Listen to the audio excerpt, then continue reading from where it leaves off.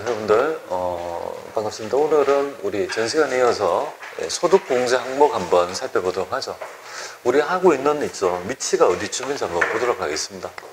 우리는 지금 근로소득을 기반으로 과세되지 않는 비과세를 뺍니다. 다른 소득도 있지만 근로소득세를 가지고 시험 문제를 내니까요. 그러면 이 급여는 바로 과세소득인 총급여액이 되겠습니다. 근데 이거를 벌기 위해서 들어간 경비가 있겠죠. 근데 실제 경비를 측정할 수 없으니까 이 금액에 비례적으로 빼주는 근로소득공제라는 제도가 있습니다. 공제제도 있다는 정도만 아시고요. 여러분들은 그 산식을 어떻게 알아, 그죠? 하여튼 뺀 나머지가 바로 근로소득금액이다, 이렇게 보면 되겠습니다. 금액이다. 자, 이 근로소득금액은, 그러니까 여기서 이제 소득하고 소득금액은 다른 거 아니겠습니까? 그죠? 그래서 우리는 합산해서 과세하는 단위가 바로 이 소득금액 단위라는 걸 알아야 될 것 같습니다. 그래서 근로소득이 아닌 다른 소득금액이 있으면 그 소득의 소득금액을 다 추출하는 거예요.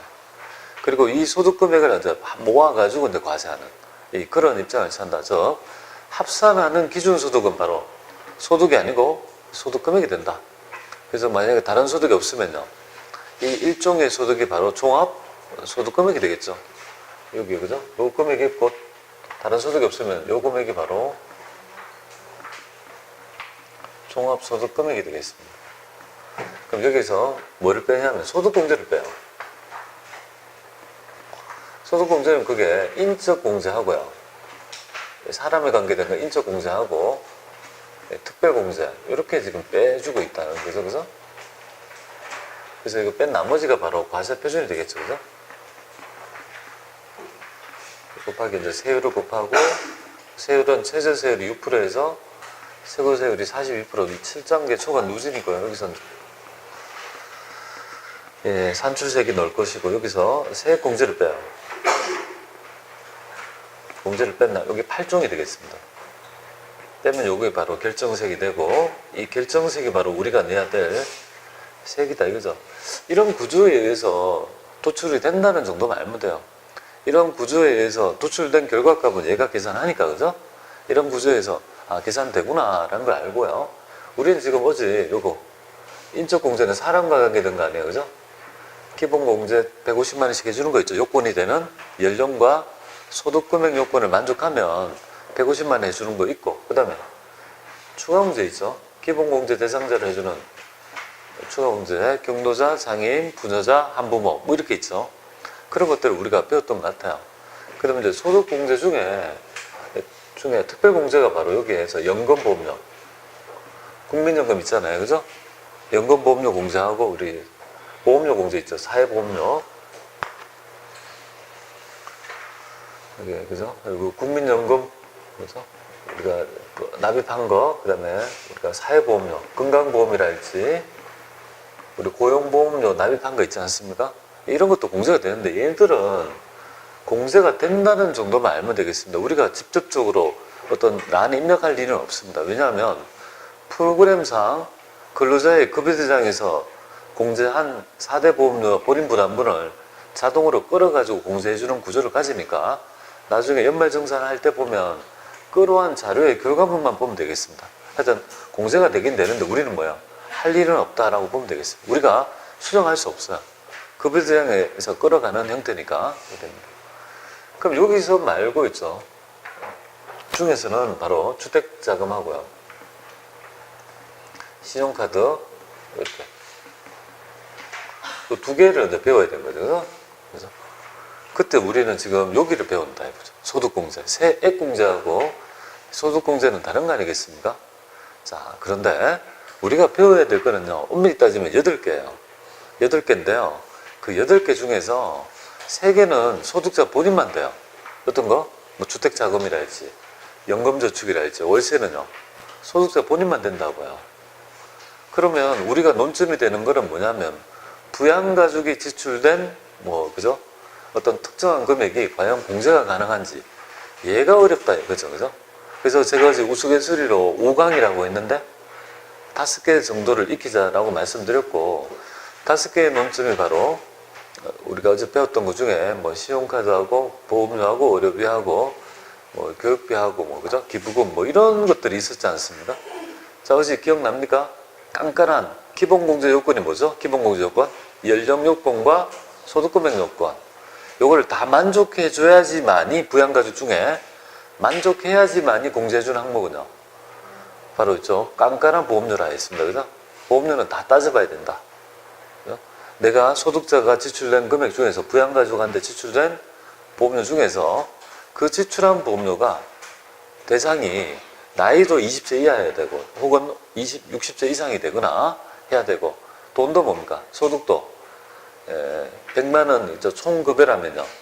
소득금액 기준 100만 원 이하고 총급여라면 500만 원 이하로 뭡니까? 벌분자한테 지출된다라면요. 그건 인정한다 이거죠. 그럼 그런 요건이 안 되면요. 인정하지 않는다 이렇게 보면 돼요. 자, 안 따지는 뭡니까? 의료비. 의료비는 안 따집니다. 의료비는 그자가 나이가 많건 적던 그자가 돈을 많이 벌든 상관하지 않습니다. 대신에 조건은요. 이 돈이 누구 주머니에서 나가야 되는 거예요. 바로 소득자의 주머니에서 번 돈으로 지출해야 된다는 가정만 있다라면 상대방이 누구든 상관하지 않겠다. 그죠? 그렇게 보면 됩니다. 자, 기본적으로 공제 요건은요. 소득자의 주머니에서 나가야 되죠. 기본적으로 소득금액 요건을 다 따져보는 거예요. 그래서 신교비는요. 신용카드 교육비 기부금은요. 돈을 버는지는 따져보고 나이는 뭐? 나이는 따지지 않는다. 자, 생각해 보세요. 대학생들 우리 교육비 공제된다는 것은 기본적인 상식이잖아요. 그죠? 그럼 대학생들이 보통 우리 부양가족 중에 대학생들이 나이가 20세 이하인 대학생이 잘 없잖아요. 그죠? 그럼 걔는 돈만 안 벌다면 걔한테 지출한 있죠. 자녀한테 대학생한테 지출한 금액도 된다는 말은 나이는 따지지 않겠다는 의미가 걸려있는 거 아니겠습니까? 그죠? 기부금도 그래요. 신용카드도 그래요. 왜 그런지 아세요? 신용카드는 나이를 따지지 않는다고. 부모님 58세 부모님을 모시고 있다고 가정할게요. 좀 젊은 분 58세? 그죠? 별로 안 되는 나이도 58세 부모님을 모시고 있다고 가정할게요. 그분은 연령 요건에 해당이 되지 않죠. 직계 존속이라면요 60세 이상이어야 되는데 58세 분이니까 그냥 엄마 모친 중에 젊으신 분 있잖아요. 그죠? 58세 될 수 있지. 그 댁에서 소득이 없고 그냥 집에 계시는 분들은 당연히 그럴 수 있다고요. 그분이 있죠. 돈을 벌지 않아요. 근데 그분이 카드를 막 써요. 58세 분이. 그럼 생각해 보세요. 그분은 돈을 벌지 않는데요. 우리 소득자의 집에 같이 부양하고 있는 부분이에요. 부모님의 본인 신용카드로 사용할 거 아니겠습니까? 그럼 결제가 되겠죠. 그 돈은 누가 결제할까요? 부모님이 결제할까요? 부모님은 돈 버는 돈이 없는데 그럼 유추해보면 어떻게 되겠습니까? 이 돈은 궁극적으로 소득자 그죠? 호주머니에서 나간 거 아니냐 그죠? 그러니까 그런 논리에서 해준다 이렇게 봅니다. 아시겠죠? 그래서 여러분 이렇게 봅니다. 깐깐한 보험료 다 따진다. 안 따지는 의료비 그리고 나이는 안 따지고 돈 버는지만 따지는 신교기, 신용카드, 교육비, 기부금 이렇게 보면 돼요. 5가지만 딱 통제해서 딱딱 논점을 뭡니까? 생기면 12개라가 되지만 별거 많지 않잖아요. 그죠? 이렇게 해서 머릿속에 그 개념을 장착하고 들어가면 좋겠습니다. 자, 주택자금 공제 볼게요. 주택자금 공제도 결국은 누구만 받겠습니까? 소득자 본인만 받는다. 그죠? 예비가 있긴 하지만 대번칙이 소득자 본인만 받는다. 이렇게 보면 돼요. 자, 요약하면 이렇습니다. 주택자금 공제는 실무는 조금 어려워요. 왜냐하면 옛날에 경과된 규정 중에 되니 안 되니 하는 것들이 많아서 좀 어려운데 우리 실제 시험 문제는요. 잘 출제되지 않을 뿐더러 출제된다 하면 그 칸에다가 입력만 하면 지가 알아서 해주는 워드를 그냥 치면 되는 뭐 그 정도의 수준입니다. 우리 구조를 한번 살펴보죠. 우리 크게 주택에 관계된 소득공제 항목은 3가지가 있습니다. 첫 번째, 우리 주택청약종합저축이라고 하는 있죠. 주택의 청약저축 있죠. 요거에 대한 있죠. 이 납입액에 대해서 일정 금액을 해줘요. 근데 요거는 소득자 본인만 되죠. 그죠? 부양가족이 지출한 주택, 그죠? 청약종합저축은요. 되지 않습니다. 우리 애들 제가 이어주거든요. 주택청합저축 계좌해가지고 불입해주거든요. 근데 저는 제가 공제 못 받습니다. 제 거도 집에 넣는다 가정하면 제 거는 될까요? 안 돼요. 왜? 사업소득자니까. 그죠? 네, 근로소득자만 된다고요. 근로소득 있는 거주자가. 그래서 제가 했을 때 근근근근 이렇게 됐잖아요. 그죠? 그래서 여러분들은 근로소득자만 공제받는 항목, 그러니까 모든 소득자가 받는 거는 기부금하고 연금저축하고 기본공제, 인적공제밖에 없어요. 기부금하고요. 그러니까 연금저축이죠. 연금저축은 내가 냈다가 내가 받는 거거든요. 그럼 당연히 지 혼자 받아야 되지, 그죠? 그 나머지는요. 다, 그리고 인적공제는 차등이 있으면 됩니까? 부양가족의 뭡니까? 가족은 근로소득자는 배우자 공제를 해주고 사업소득자는요. 안 해주고 말이 되겠습니까? 그러니까 사람에 관계된 거는 차등이 있지 않고요. 인적공제는. 자녀세액공제, 출산 입양에 따른 세액공제 있죠? 기본 이런 거는 차등이 없어요. 근데 굳이 차등이 있다라고 하면 차등이 없는 인적공제를 하고 그럼 연금저축하고요. 기부금은요. 모든 사람이 된다 했잖아요. 기부금 제가 체크해봤지 않습니까? 그래서 연금저축은 지가 내서 지가 받는 거니까. 그리고 나머지는요. 인적공제 빼고 연금저축 기부금 빼놓고 나머지는 전부 다 뭡니까? 전부 다 근로소득자만 받는다 이렇게 봅니다. 저는 보험료공제, 의료비공제 안 됩니다. 기부금은 조금 받을 수 있을까? 연금저축이야 뭐 내가 내고 내가 받는 건데 그죠? 그렇게 지금 되고 있다는 점 말씀드립니다. 그래서 납입액의 40%. 그 다음에 이거 주택임차 차입금의 원리금 상환액인데요. 원리금이 뭐죠? 원금과 이자를 같이 상환합니다. 그래서 이제 40% 금액 한도가 뭡니까? 이렇게 합해가지고 두 개. 연 300 한도, 그 다음에 마지막이 뭡니까? 이 집이 없는 자가 아니고 집이 있는 자인데요. 여기 장기주택 저당 차입금의 이자 상환액이라고 하는데 우리 은행에 가보면 이 용어가 세법의 용어거든요. 너무 어려워요. 주택을 임차하면서 빌리면서 빌린 차입금이 전세대출이지 뭐. 맞잖아요. 전세대출이고 장기주택을 저당 맡겨놓고 주택이 있는데 그걸 맡겨놓고 뭡니까? 돈을 빌렸다. 그럼 이자 줄 거 아닙니까? 그 주택담보대출이지 뭐. 그렇죠? 그렇게 하면 편한데 우리 용어가 너무 어려운 거예요. 그래서 제가 여기에다가 우리 현실에 쓰는 용어를 이렇게 적어놨습니다. 이런 것들이 요건이 된다라면요. 이 한도 내에서 인정해 줍니다. 그런데 그 조건이 있죠. 장기주택이라는 말은 이 상환기간이 일단 10년 이상이어야 돼요. 10년 이상이면 여기에 이제 15점 이게 깔아주는데요. 이렇게 되는데 여기 보면 요거는 이제 보시면 됩니다. 시험 문제에서는 고정금리와 비거치식 뭐 이런 식으로 그죠? 단서를 주면 국한에다가 이제 우리는 금액만 입력하면 자동적으로 있죠. 예, 지가 알아서 계산을 해주니까 그냥 있다 정도만 아시면 될 것 같습니다. 그렇게 나중에 한번 보세요. 잘 출제 안 될 뿐더러 되더라도 뭐 그렇게 큰 논점이 없다는 보면 되겠습니다. 보여드릴게요 한번. 뭐 보여드리는 거 어려운 게 아니니까 한번 보면서 하면 좋을 것 같습니다.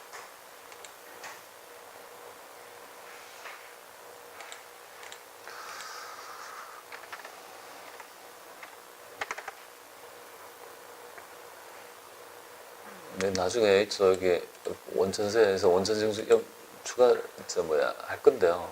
있나?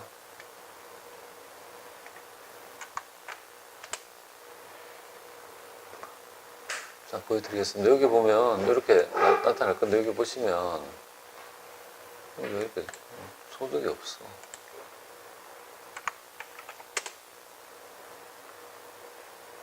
자, 여기 보면 이쪽에 나중에 보면 있어요. 여기 보면. 주택에 관계된 여러 가지 있죠. 여기 나중에 보시면 건강보험료 여기 장기주택 이런 거 있죠. 저당차익금 이렇게 딱 보시면 이 안에 뭐 이렇게 그 해당 란에 보면 이렇게 집에 있는 게 있잖아요. 그래서 뭐 우리가 2015년도 차익금 중에 상환기간이 15년 이상이다. 그리고 고정와 비거치라면 여기 집으면 되고 고정 엔더 비거치라면 5화가 아니고 엔더면 여기 집이었고 그죠? 그런 조건이 있으면 그 금액만 입력하면 돼. 우리는 딴 게 할 필요가 없고 우리가 계산을 하는 게 아니잖아요. 그죠? 그러니까 해당 칸에다가 이 요건이 되는지를 보고 입력만 해주면 그걸로 족하다 이렇게 보면 돼요. 그럼 계산은 복잡한 계산은 지가 해주니까 그렇게 보시면 될 것 같습니다. 자, 그 다음에 이거는 세부적인 내용입니다. 뭐 7천만 원 이하하고 뭡니까? 네? 뭐 이거 이 장기주택 저당세액금은 기준시가 4억 원 뭐 이하다 뭐 이런 얘기들이 있는데요. 뭐 그냥 참고하시면 될 것 같습니다. 별로 주지 안 되니까 보시고요. 자, 본 주제는 바로 여기에 있습니다. 바로 여러분들 5강 중에 한 첫 번째죠, 그죠? 근데 5강이 여기에 1강이 있잖아요, 그죠? 신용카드 하나가 있고 나머지는요 전부 다 이 세액공제 중에 4개가 있는 거 아니겠습니까? 여기까지단 말이죠. 여기 이제 소득공제고요. 세액공제는 다르죠, 그죠? 네, 그렇게 해보겠습니다. 자, 일단 신용카드 사용에 따른 소득공제 한번 살펴보죠. 약간 복잡한데요. 여러분들은 이 산식을 너무, 그죠? 우리 시험에서 이 산식에 대해서 너무 신경 쓰지 마세요. 왜냐면 산식을 알면 좋지만 이론 문제에서 이거를, 그죠? 계산하라는 문제 나오지 않습니다. 그러니까 이 산식에 의해서, 그죠? 계산이 도출됐다는 걸 보여주기 위한 거예요. 그래서 이제 이렇게 소득 신용카드는 이렇게 봐요. 일단 여기 보세요. 신교기는 따진다 안 따진다? 나이 안 따진다. 뭐만 따진다? 돈만 버는지는 따진다. 요 말이죠. OX 아시겠죠? 제가 X, O란 말을 아시겠죠? 기본. 전체적인 그림에서 세부적으로 보는 거죠. 자, 근데 여기서 하나 큰 논점이 있죠, 그죠? 우리 부양가족 중에 연령은 안 따지고 돈을 버는지만 따져본다 이건데요. 이런 요건에 만족하더라도 아예 원천적으로 배제하는 가족이 있습니다.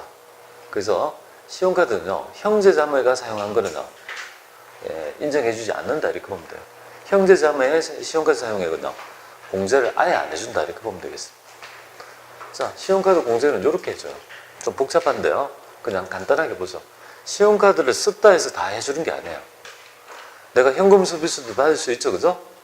그 다음 보험료 같은 것도 결제할 수 있는 거죠. 그 다음에 뭐 우리 술 먹을 때 카드 끊을 수 있는 거죠. 그런 것들을 다 인정해 주지 않아요.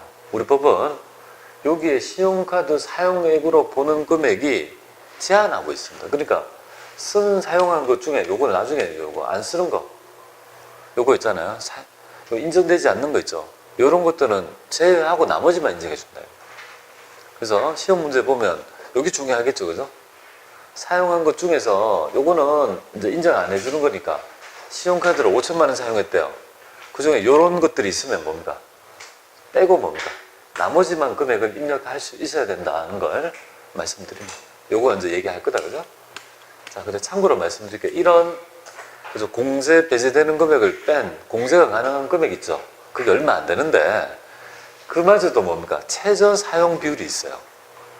얼마를 사용해야 되냐면, 자기 급의 25%를 일단 사용해야 돼요. 내가 총 금액이 4천이라면요. 25%면 얼마일까요? 그죠? 4천이면 25%면 1,000만 원을 써야 된다, 여기서.